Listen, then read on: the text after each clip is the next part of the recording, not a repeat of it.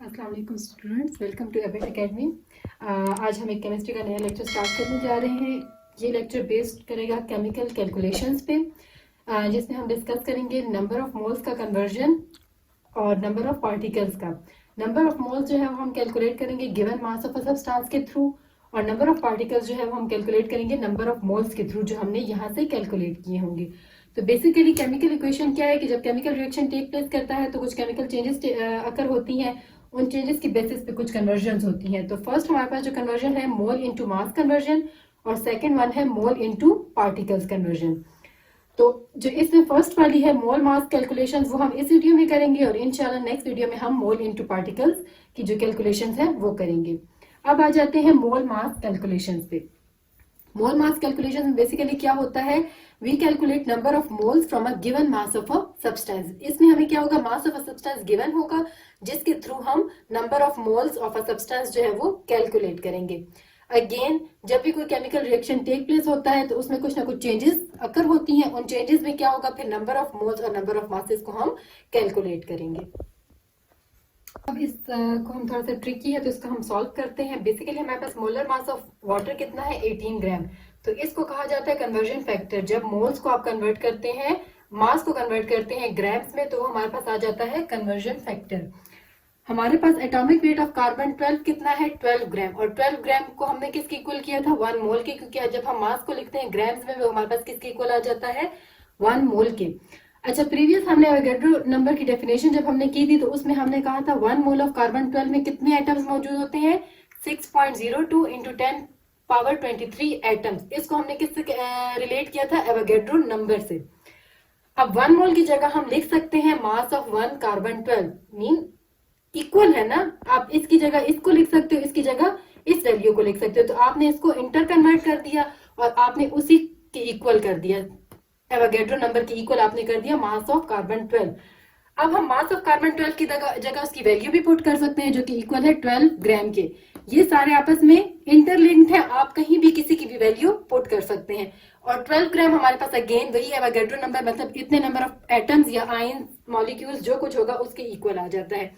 अब हम अगर 1 एटम में कैलकुलेट करना चाहेंगे तो हम इसको x ग्राम के इक्वल करते हैं। क्रॉस मल्टीप्लीकेशन से हमारे पास ग्राम रह जाएगा, एटम्स और एटम्स ऊपर नीचे कैंसिल हो जाएंगे। 12 ग्राम इंटू 1 हमने क्रॉस मल्टीप्लीकेशन की,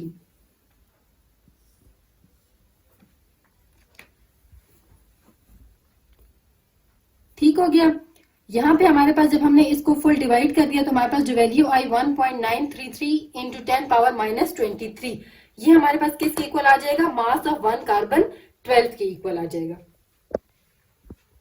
नाउ हमने ये तो कैलकुलेट कर दिया कि mass of 1 atom of carbon 12 किसके इक्वल है, 1.993 इंटू 10 पावर माइनस 23 ग्राम। तो अगर हम कैलकुलेट करना चाहें 1/12 मास ऑफ कार्बन 12, तो वो हम 1/12 क्यों कैलकुलेट करना चाह रहे हैं, क्योंकि हमने कहा था 1 AMU जो है हमारे पास किसके इक्वल होता है, 1/12 मास ऑफ कार्बन 12। क्योंकि हमने कहा था कार्बन 12 हमारे पास कितने इक्वल, किसके इक्वल है, 12 इक्वल पॉइंट्स के। तो अगर हम उसमें 12 आउट ऑफ 1 पॉइंट लें तो वो 1 AMU के इक्वल आ जाता है।